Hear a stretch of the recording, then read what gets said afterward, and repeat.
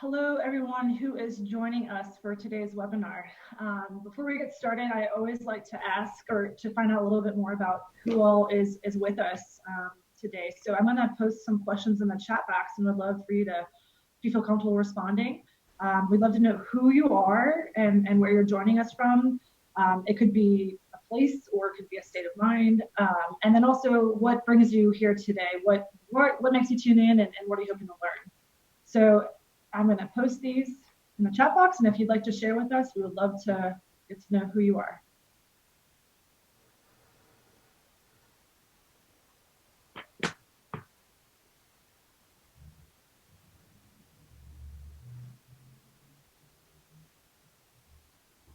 Hello. Hey, Philip, are you there? Can you hear me? Yes, Philip, can you hear us? Hi, yes, I can now. Hello. Hi. Let's see if I can get my video going. There it is. Hello, everyone. Hello. Oh. Yeah. We're broadcasting to everyone, and I just asked the group who have joined us so far to, in the chat box, let us know a little bit more about who they are.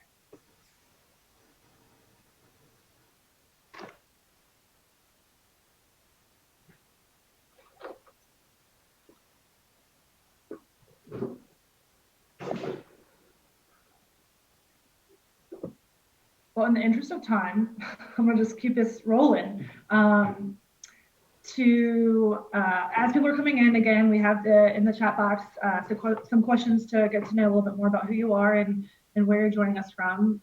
But in the meantime, I'm going to go ahead and kick off the webinar so that we can stay true to time. I'm going to let you know about who's joining us today, a little bit more about the webinar series, and then we'll really dive into our guest speakers.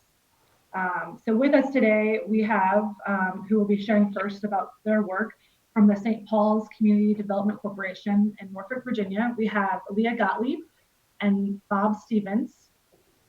And then after that, we'll hear from Philip Sambol, who is joining us from Good Food Markets in DC, as well as Oasis Community Partners. I am Lauren DeSimone. I'm with Virginia Community Capital. And we have Michael Reilly, who's my co-pilot. He's of Virginia Foodshed Capital. So the origin of this webinar series came about with Michael Reilly and I talking about, as funding organizations in the food system space, how can we, basically, to put it very simply, how can we do our work better and how can we be the stewards of our resources? That led us to talking about what is a resilient food system and how do we build that? And that led us to talk about what is an equitable food system, an equitable food economy. A lot of us here today who are panelists as well as attendees all probably have a common North Star about trying to figure out ways to make the food system more accessible. And that often leads to a lot of loose ends of other factors involved. And so these webinar series are envisioned as a dialogue, really, a conversation about ways to identify steps towards building a more equitable food system, and hopefully also hearing from folks who have resources that can help with that, who have obstacles in place that perhaps these conversations can help to surmount. So again, really we are envisioning this webinar series, which is through the end of the year, as a conversation and as a chance to highlight and feature good work and also work that's challenging, because it really is all challenging, but ways to hopefully sort of navigate these challenges. The overview of the hour is that each guest organization has about 10 to 15 minutes to share a little bit more about their work. And then we have asked them as well to think about some pointed questions around what does equity mean and what does equity in a food system mean. And so we would love for the last third of this hour with you all today to be a chance to have a dialogue about that. And we welcome at any point in time your questions that you might have about any of the topics that you hear or what you're experiencing on your own in your communities. No question's a bad question. And also, we will be continuing this webinar series. At the end of today's hour, I'll share a link for future webinar registrations. We have one in October, November, December, so that we can continue the conversation. Before I turn it over to our speakers, Michael, did you want to share anything else that I've maybe missed, and then also maybe recap the first two webinars that we've had? Yeah, absolutely. Thank you, Lauren. Thank you so much. I appreciate that. And thank you all for joining us today. I'm just looking at the participant count. We have 35 attendees this afternoon, which is fantastic. That's, I think, our largest group yet. So we're super excited that you all took the time to join us again on this day, beautiful fall day in Virginia. And as Lauren stressed, this is a conversation. We've scheduled these out through the remainder of the year, and quite frankly, I'd be really stoked if we can go beyond that. I mean, and just continue this conversation, because I think this is a topic that obviously is.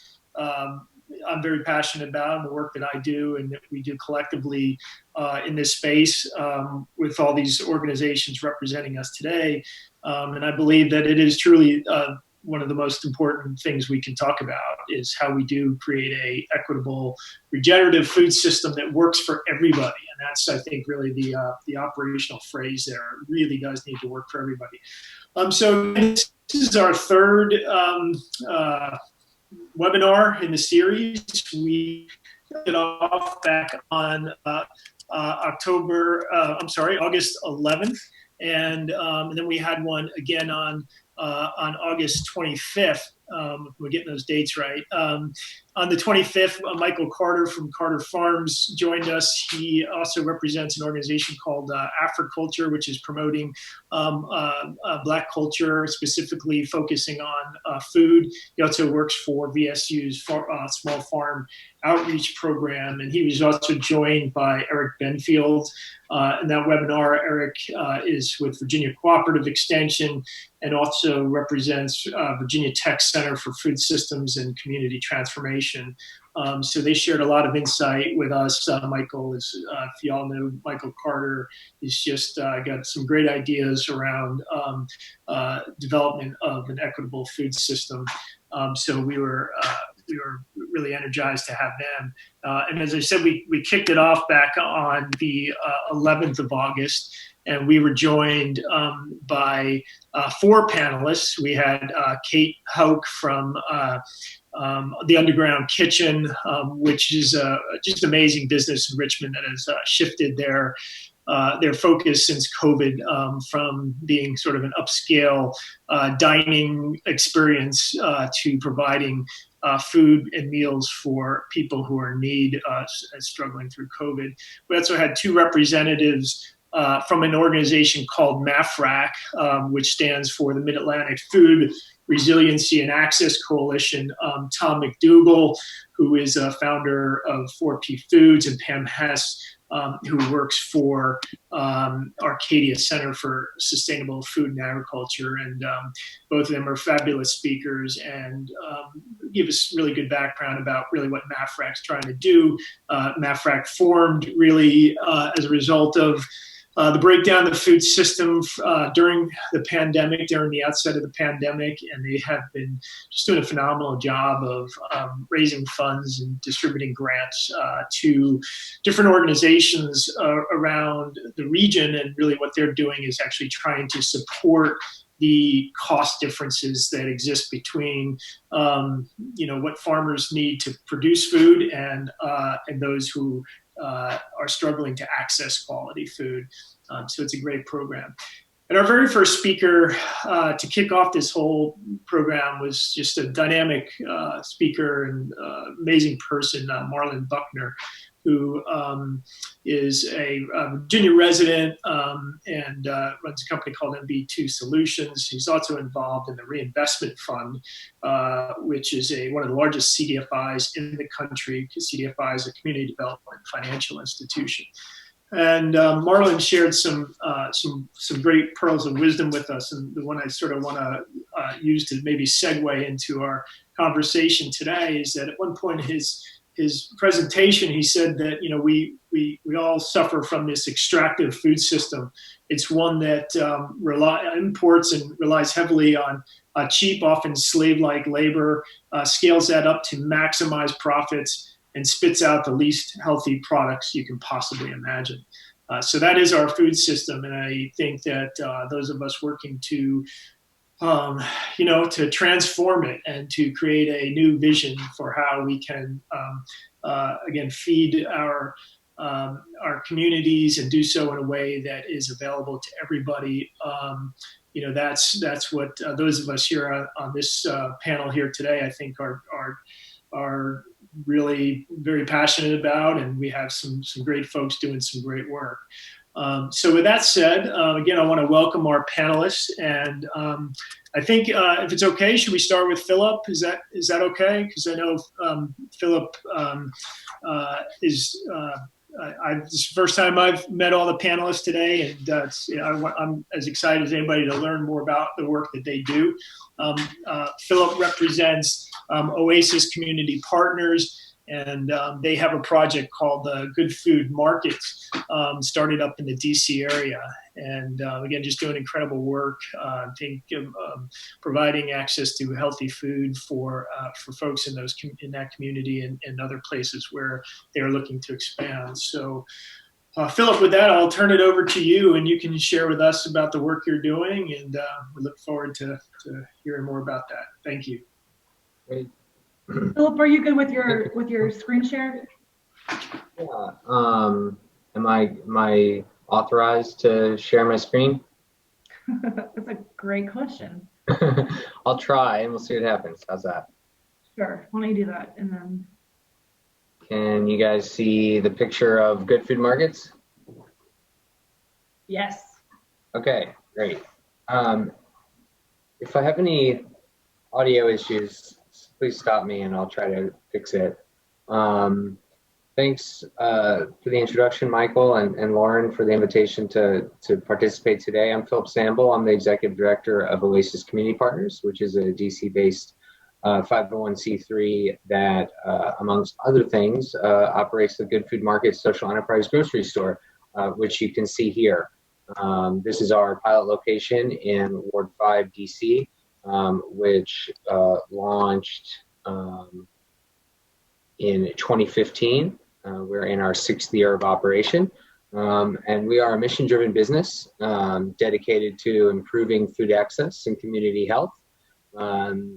Together, the for-profit grocery, Good Food Markets, and the nonprofit 501c3, Oasis Community Partners, are creating small grocery stores and in our New Stores Cafe that provide living wage jobs, obviously food access, as you see here, picture of one of our shelves, and health education on the nonprofit side in communities that were identified as food deserts over the last 20 years and just have generally been written off by most of food service and retail. So what makes us different? Small stores. The pilot location that you see here is 2,000 square feet altogether, 1,000 of that retail, with some kitchen facilities, office, and storage in the basement. And what that does is enable us to pack a lot of products per shelf, as you see here, and in the density of facings, which is less feet we have to build, fewer doors we have to buy, and has a lower operating costs on the back end. So the fresh food that you see here, produce, prepared food, increasingly, is not only the healthy, nutritious food that's missing in the food deserts context, but is also, an area where an independent retailer can really compete against the large supermarkets. So, in all honesty, we don't compete on Campbell's soup or Jif peanut butter that you see there on the shelf. Safeway, Giant, et cetera, are able to buy, in basically infinite quantities, store it, ship it out to their stores as needed. You can't do that with tomatoes or cucumbers or a sandwich. There's a lot, the perishability, gives sort of levels the playing field in a way, particularly being in DC or in Virginia, really in the heart of an agricultural area of the country. So we're able to, source local products from our mainstream produce suppliers who are just sourcing from the folks near them, as well as with independent relationships with farmers and wholesalers and aggregators. So we're able to drive a higher margin on the products that are most needed from a public health standpoint. And as I mentioned, Good Food Markets being a social enterprise majority owned by the nonprofit, really, allows to play for break even. So a traditional entrepreneur operating a store in the same neighborhood, would have to take out a commercial bank loan with less than favorable terms compared to what a social enterprise is able to secure in, say, program-related investments and other innovative financing structures that are either only available to nonprofits or are created through the hybrid structure. And I'm happy to talk about that more in the Q&A. But what's next for Good Food Markets? We are under construction on these two stores that you see here. That's why they're pretty little drawings instead of more indicative photos. But one in Ward 8, DC. This is a public-private nonprofit partnership with the Bainham Family Foundation, Good Food Markets, Oasis, the DC Deputy Mayor for Planning Economic Development, the Department of Small and Local Business Development, along with the Department of Insurance, Securities, and Banking, all sort of pulling from their own pools that are for either community development, fresh food retail, retail in underserved communities outside of the food space, and finding ways to come together around, what's really an innovative space. It's been very difficult to use, you cannot deploy federal low-income housing dollars for retail development, which has made building complementary retail, community-serving retail in communities where there's a high density of low-income housing difficult. What the District of Columbia was able to do is leverage their own funds against or alongside federal dollars to facilitate the grocery retail use here, as well as a public community space and government offices for advisory neighborhood commission officers who are residents, or commissioners rather, who are residents of the neighborhood. So, it's really kind of creating this dynamic space where you have food access programming to the public, regular monthly meetings, as well as 190 units of residential housing above, including permanent supportive housing for people transitioning out of homelessness. And so, over the long term, I think opportunities like this to bring a lot of needed services and amenities together in one place is a great opportunity for nonprofits to partner with retail, to partner with the public sector. And similar to that DC project, we're under construction on a store of nearly identical size in Prince George's County, Maryland, our neighboring county to DC. Again, this is a partnership with CDFI, Oasis and Good Foods, as well as various county agencies that each had their own pools of money, whether those be revolving loan funds, grant programs, lines of credit that were able to go along with that healthy food financing initiative debt and fund a nearly $2 million grocery and cafe, which is slated to be open later this year. And so, for us at Good Food Markets, the really exciting thing here is that the scale that these stores represent can create a really unique opportunity to address food deserts in a way that really hasn't been done before, which is that, we could talk about lack of food access from, through a number of different lenses and look at it and see inequities in the system, ways in which the industrialized food system has incentivized less healthy food and disincentivized healthy food in all sorts of ways, and the impacts of things outside the food system that have created the landscape in general.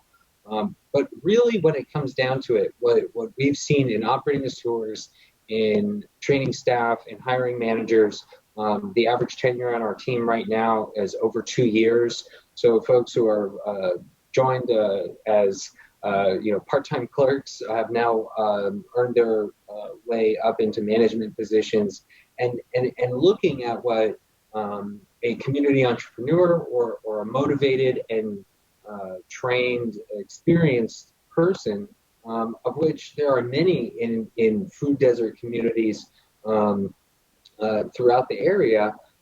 It really comes down to this: is the people with the resources, the systems, the expertise, the things that Good Food Markets has built in order to successfully operate these grocery stores, don't necessarily have a relationship in, say, Norfolk or Petersburg or Danville or other places in which I think folks on the call are calling in from and are looking at their own food access issues. But there are people with the relationships, with the community insights, the knowledge, the experience, in order to make a local project work.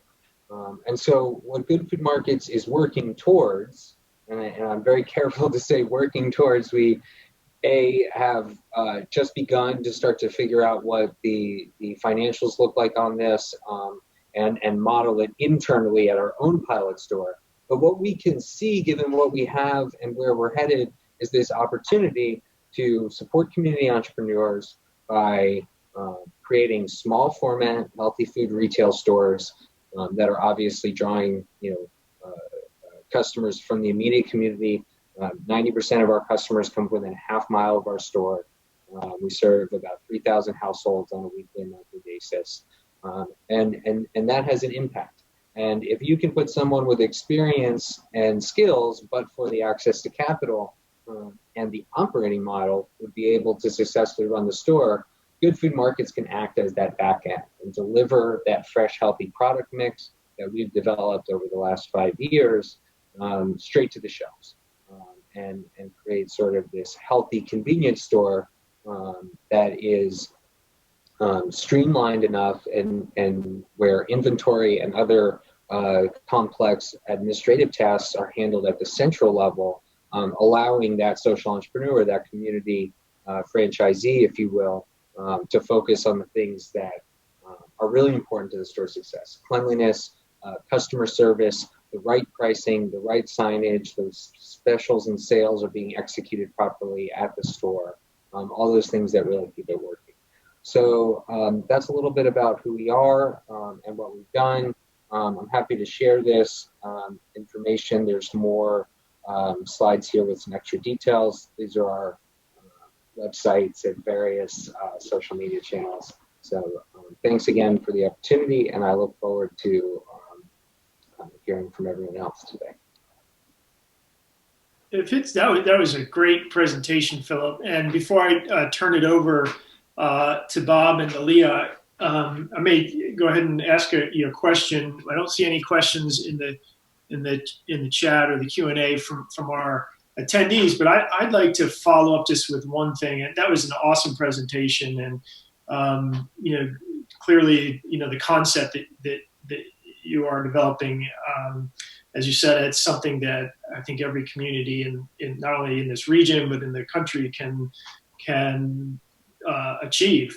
You talked about the sort of the industrial food system, and I'm curious just to maybe hear a few more thoughts from you on how your work is addressing the imbalance in the cost of food, the true cost of food. We have, as you said, industrial food system that really supports cheap, low nutritional food, and makes the food that we should be eating very costly.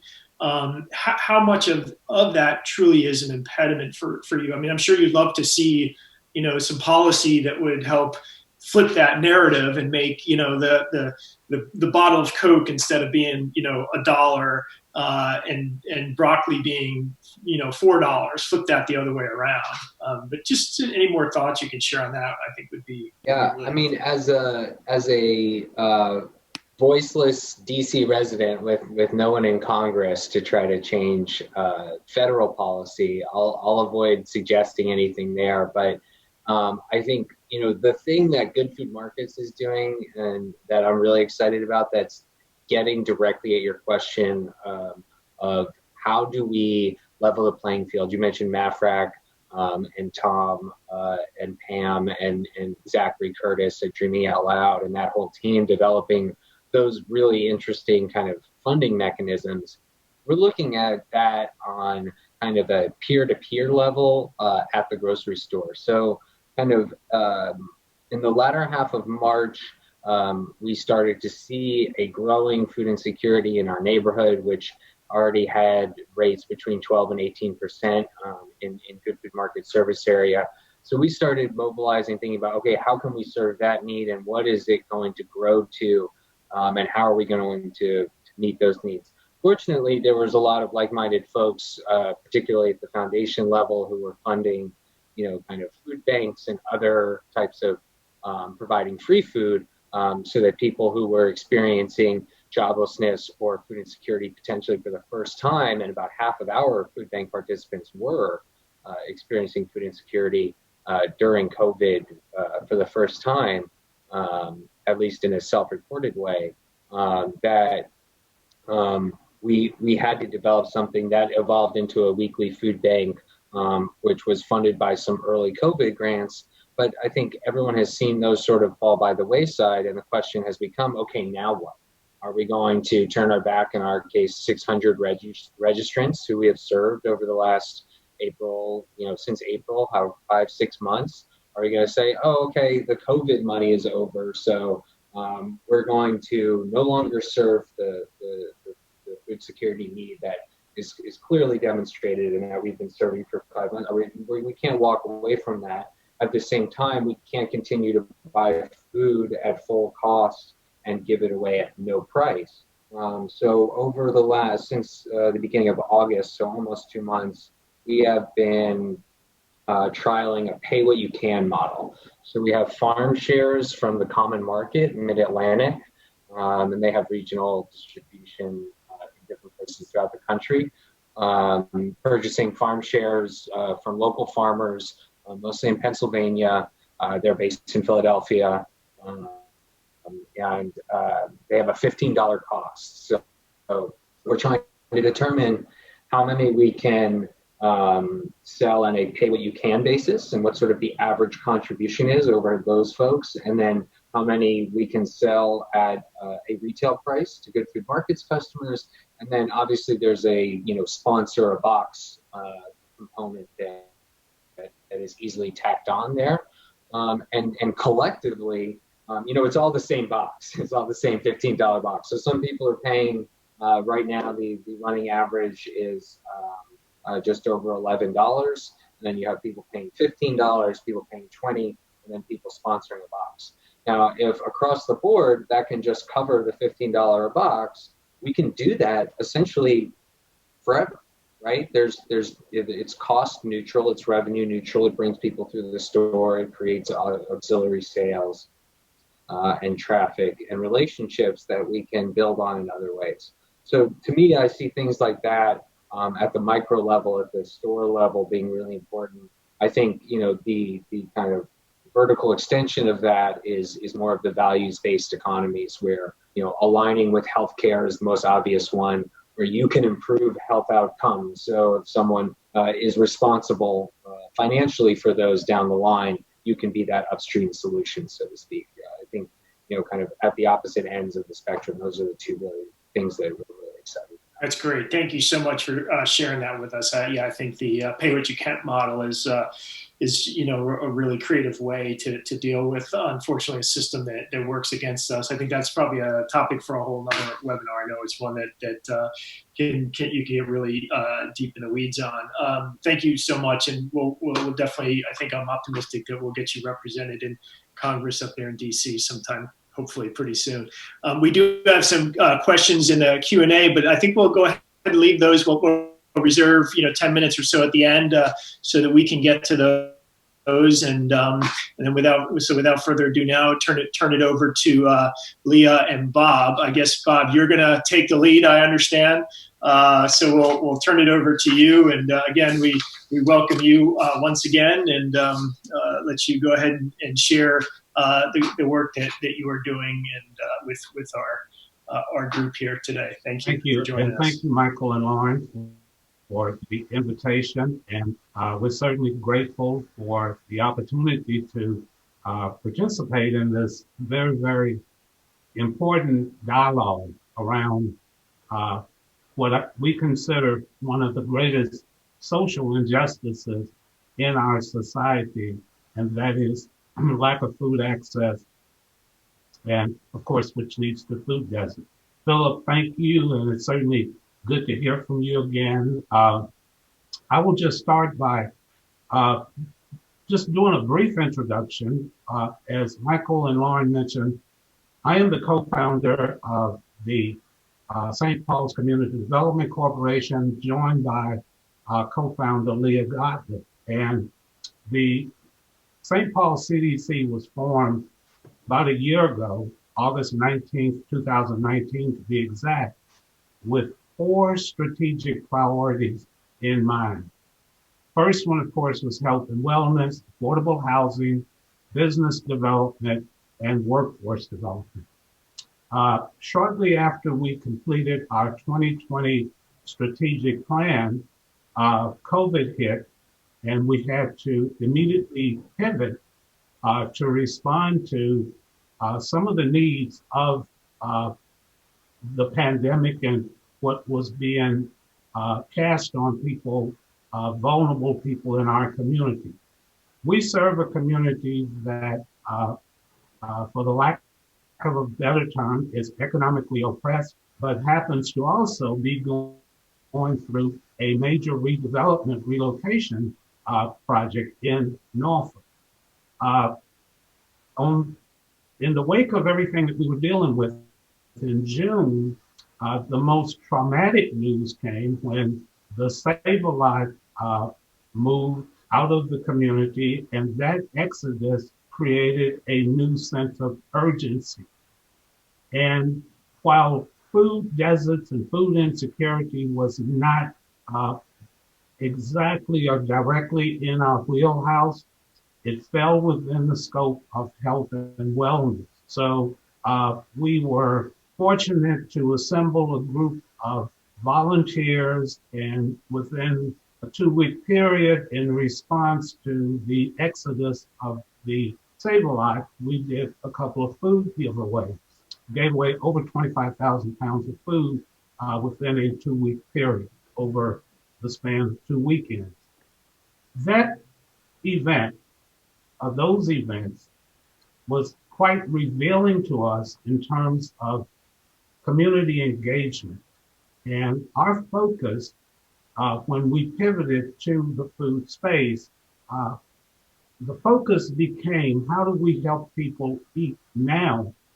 But in addition to that, what's the long-term solution?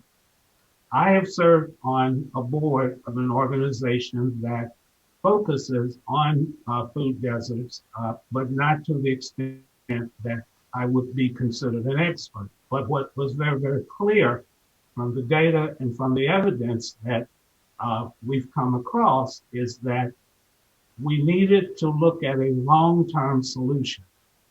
Food deserts and food inequities did not happen overnight. In addition to that, we needed to look at the social injustice of it to the extent that whatever the long-term solution was going to be, needed to be community oriented. So we started to focus on the food oriented development. After those two events where numerous volunteers came together, we made a commitment to ourselves and to the community that the catalyst for any work that the CDC would do in this community would be driven by food. So the point here is, how do we focus on creating this ecosystem, this infrastructure that allows for a comprehensive food system to exist and that also engages the community? That has been the focus of the CDC. We've been fortunate to have organizations that have come alongside the CDC with resources, with ideas, with volunteerism, as they say, time, talent, and treasure. The CDC is a 501c3 tax exempt organization. So our focus, and I'm going to pause here for Leah to finish some thoughts. Our focus at this juncture is to create a food system that brings about the equity, but also produces a sustainable, efficient, and economic model by which we can transfer to the community that's owned by the community. For example, the Good Food Market, and I'm going to just play on that for a moment. That is one of the models that we are seriously considering because it checks all of the boxes under the CDC strategic plan. And what I mean by that, it provides workforce development. It provides opportunity for people that want to be a grocer. It provides opportunity for small grocers to strive and be sustainable. The emphasis here is, in this instance, will be sustainable. In our community, we have witnessed an iteration of stores that have come and gone. We've lost the Farm Fresh and lost the Sambol. I understand that there were other stores in this community. So at some point, we have to stop the hemorrhaging. We have to come up with a community-focused solution that is sustainable and not just a one and done. So with that, I will pitch it to Leah and she'll share some additional thoughts. Thanks. Thanks, Bob. And yes, Philip, great to see you again. And thanks for sharing, all of you. I mean, it's great for us really to follow behind you because a lot of what you said, like Bob, to piggyback on what Bob said, it falls right in line with what we do at the CDC. A few things that I'd like to share also, just as Bob said, that because of COVID and other things that happened in this community, in the St. Paul's community, the CDC had to also pivot really in its mission and its structure. So while initially our mission was focused on the St. Paul quadrant, on what was going on in this particular community, because of the pandemic and also the closing of the Save-A-Lot, what happened as we began our discussions of what we needed to do to help people, we were approached by other entities, not just in Norfolk, but regionally, that, hey, what are you all doing in this area? Because an area called Berkeley within the Norfolk area also is experiencing some issues. What about Huntersville? What about on the peninsula? Such that the conversation changed into, well, keep us in mind, let us know, how can we collaborate or how can we leverage together as a region to create not just its one store, not just its one entity here or there, how can we leverage it more from a regional standpoint and put maybe it's not cookie cutter here and there, but to tailor it for a specific community, for a particular area. One community may not have a lot of space. Another community may have more land or warehouse space that you could put something a little bit larger. So that's how we have pivoted, and really, and it's been exciting for us to look at the solution in more of a regional approach, in scope, still looking again at providing healthy food, still looking at providing fresh fruit, business development, workforce development. What's the access there for in certain areas to small medical access or dental access, or even pharmacy access. Sometimes the pharmacist for certain communities acts more as the medical your medical advisor than than a health department or the emergency room or an urgent care. So we see that really as being more holistic and in each community, but then looking at it from a regional standpoint. And what I guess, one last thing that I would say, and that we've learned in our discussions with Philip and the great things that are going on in Northern Virginia and the DC area, in our research, we've found where, again, these councils of entities are working together. And so that's exciting for us. How can we do that in our area here in Norfolk, Hampton Roads area? So let me just make one follow-up point here. In the midst of responding to the urgency, the immediate urgency, the CDC formed a Community Food Disparities Coalition, which is made up of people in the community on the ground that can inform the work that we're doing as we do the research, as we identify the resource. As a result of that, we are creating a pilot project in the community that we're hoping to stand up here in the near future.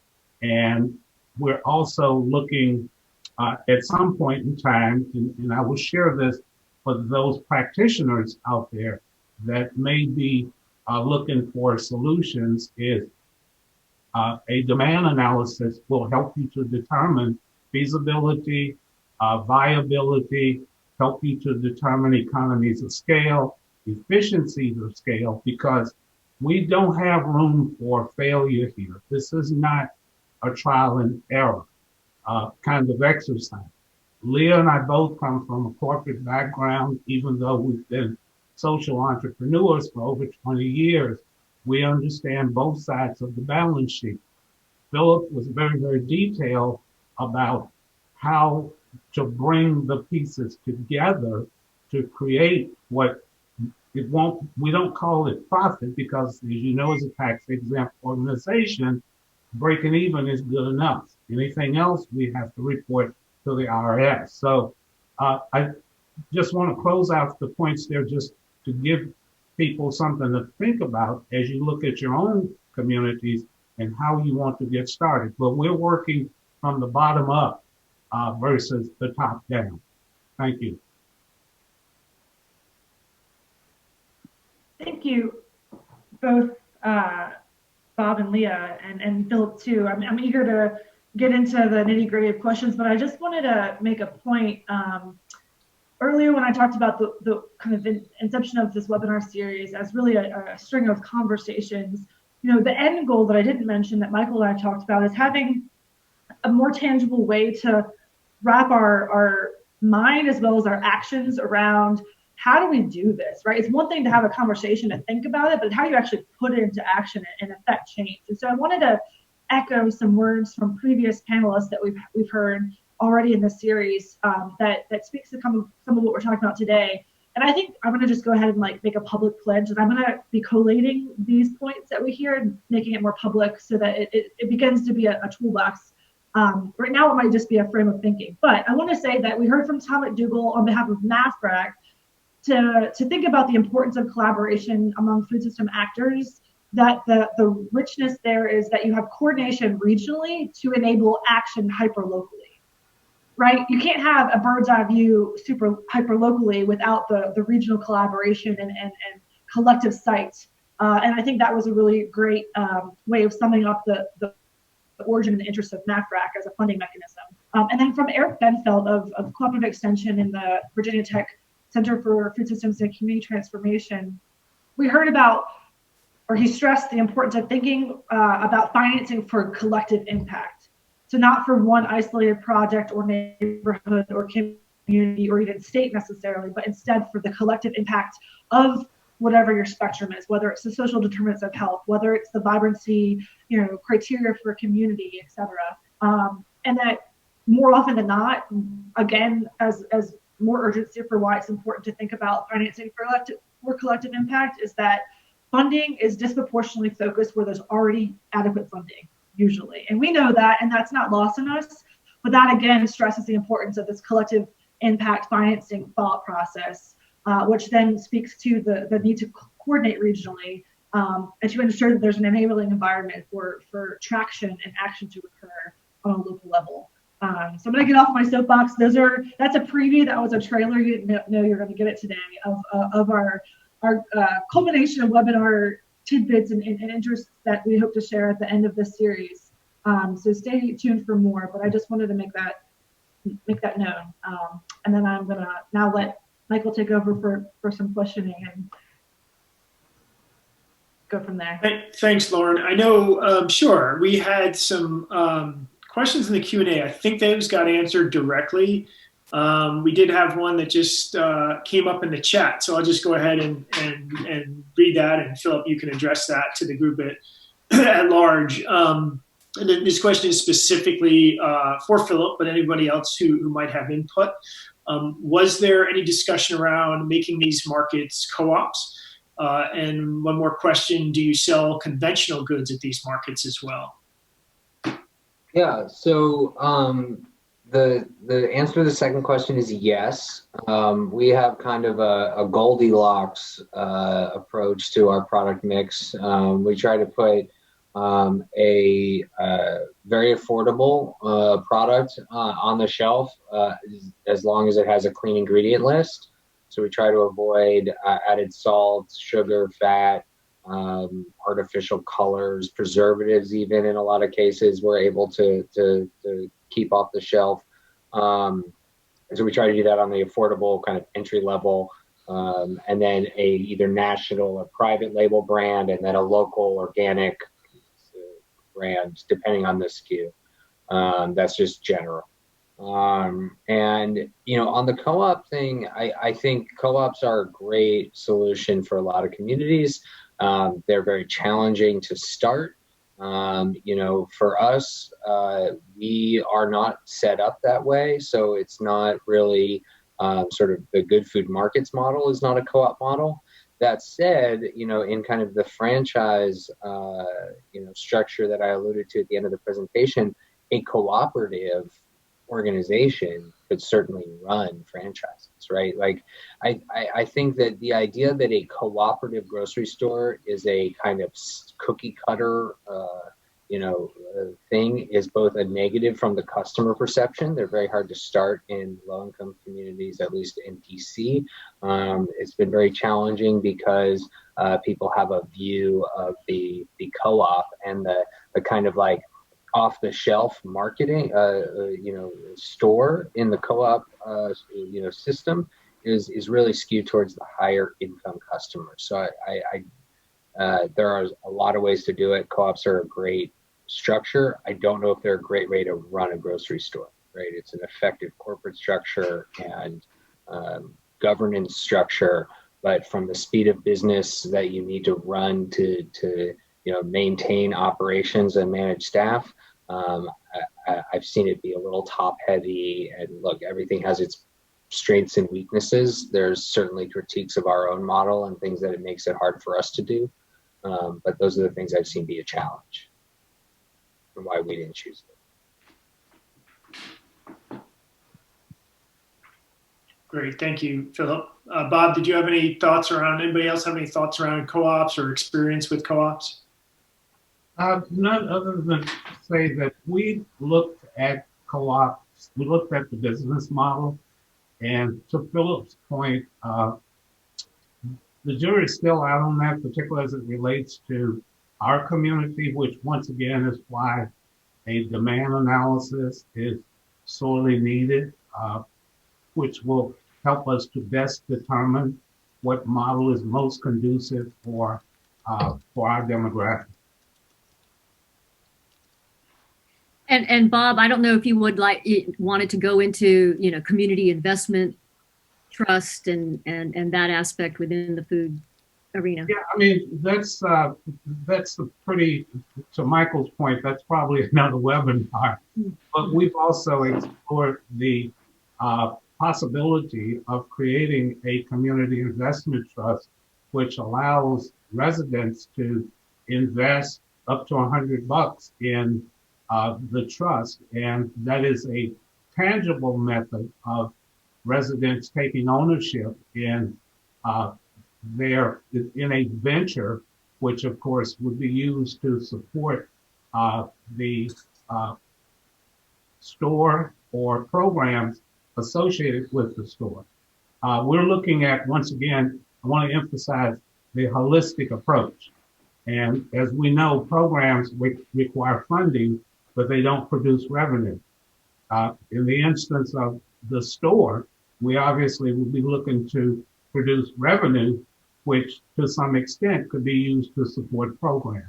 So these are, the issues that we are working through, but we believe that a community trust would be the vehicle by which we could do that, or not. I mean, it may not be necessary. Thank you, Bob. So we have about 6 minutes left, and I thought, well, we have somebody in the Q&A just popped up here, so I think that's been answered. Well, no, I'm sorry, it's an open question. Okay, yeah, this question is for Philip, and the question is: are the good food markets in suburban as well as urban communities? Question mark. And any special challenges in each of these communities? Our stores, I mean, I guess you might say, Prince George's County, Seat Pleasant is the city that the store is in, is only about 5,000 people. So I think that's relative. The important metric from a grocery standpoint is density and total dollars in the market. Like I mentioned, about 90%, that's not an exaggeration, of our sales come from customers who live within a half mile of the store, right? So in a suburban environment, that's not a lot of rooftops, and so therefore not a lot of dollars. But if, there's no options for 20 miles, and you're going to draw from 5 or 10, a radius of 5 or 10 miles, then maybe there's enough dollars in the market. Like we look at it, if you have to capture more than 10 to 25% of the total market share in order to support your operating expenses, then you won't survive, because the average person goes to between 4 and 5 outlets through the course of a month to get all of their groceries. So you're never going to capture 100% of the dollar.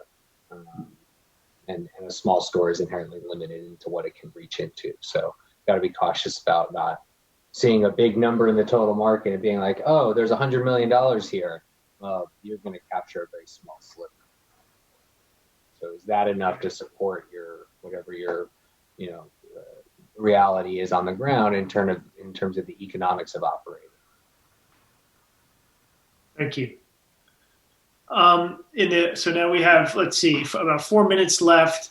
I thought maybe I'd just throw out one more question for all of you to close on. And, we obviously won't get into public policy because that would take way too much time. But I am curious to know if you all have any thoughts on what private funders can do to make your job easier. Foundations, philanthropists, any thoughts there on what they can do to make the work you're doing easier for each of you respectively? Well, okay, so I'll go first. First and foremost, for practitioners, the support that's sorely needed in most communities as we not just shift this paradigm, but change the paradigm is policy that will drive what is commonly referred to health in all policy from a municipal level.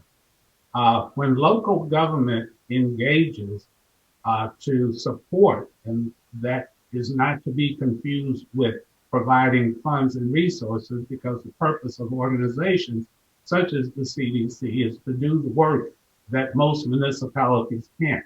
However, the support can come from municipal government in terms of policy that supports the body of work at the community-based level. So that in and of itself will attract investors. There's a level of confidence there. It will attract philanthropy dollars as well as help support public-private partnerships.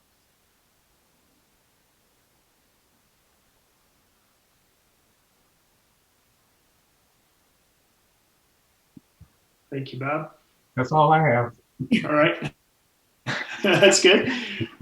Philip, any thoughts on that in terms of your experience raising funds for your projects?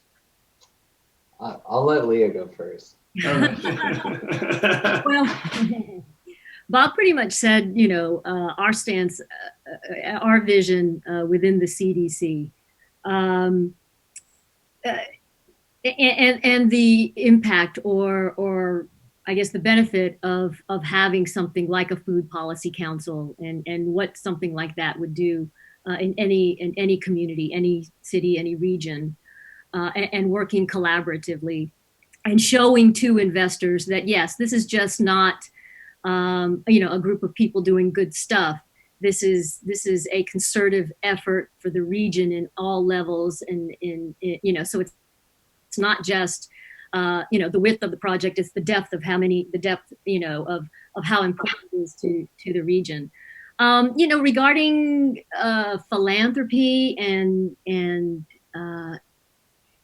Bob and I are good fundraisers. We've done that in many ways in business, and then also for political ventures or candidates.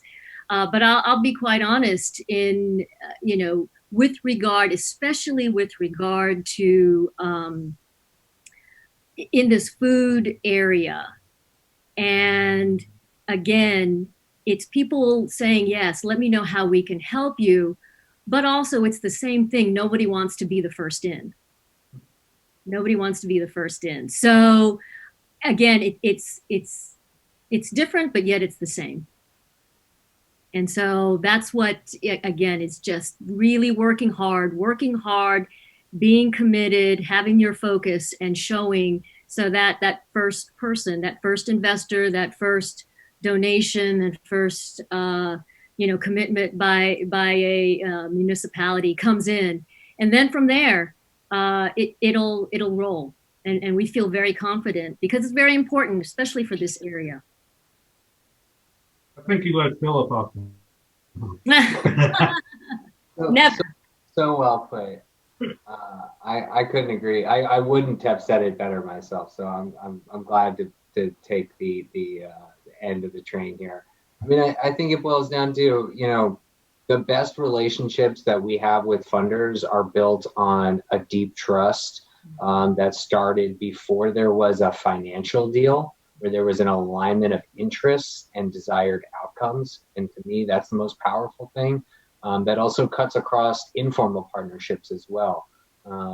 If you can find the folks that your outcomes are aligned, you don't have to coordinate activities. You're driving in the same direction. You're gonna, follow in each other's, headway in the wake and have a little bit easier as you go together. So maybe to funders, it's, find a way, to give more and take less, ask less. If if you have an organization that you feel good about and people are in charge that are, responsible and serious, I think, find a way to invest more heavily and ask less of them. Every dollar that an organization has to spend in reporting, they have to earn $1.50. It costs money to keep the lights on. So, you're doing with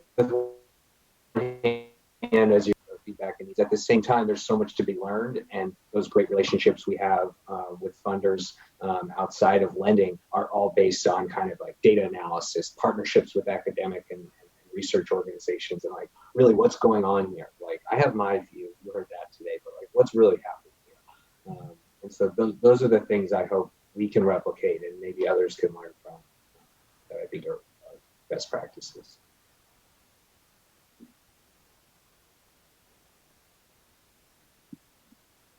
Thank you, all of you. Those were great closing words. We're well beyond the top of the hour here. We appreciate everybody hanging in with us.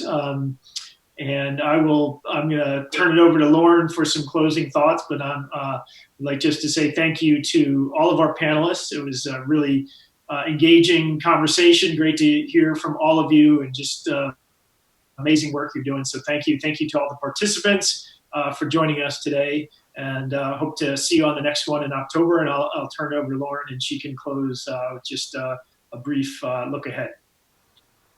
Yes. Again, thank you, Bob, Leah, Philip, and then everyone else who joined us. Upcoming, I posted in the chat the link to our page that has both the future registrations as well as the recordings for this webinar series. We have upcoming joining us Virginia Fresh Match, the Virginia Fresh Food Legislation Fund and Program as guests, and then we're going to cap off the series with a conversation about equity and financing in December. So please do register for future conversations. Take a look at past conversations. This has been recorded today. It will be posted on our website. I could say a lot more of my thanks and gratitude and excitement and ideas, but I think that for today we're good, and I look forward to continuing the conversation. Thank you all again.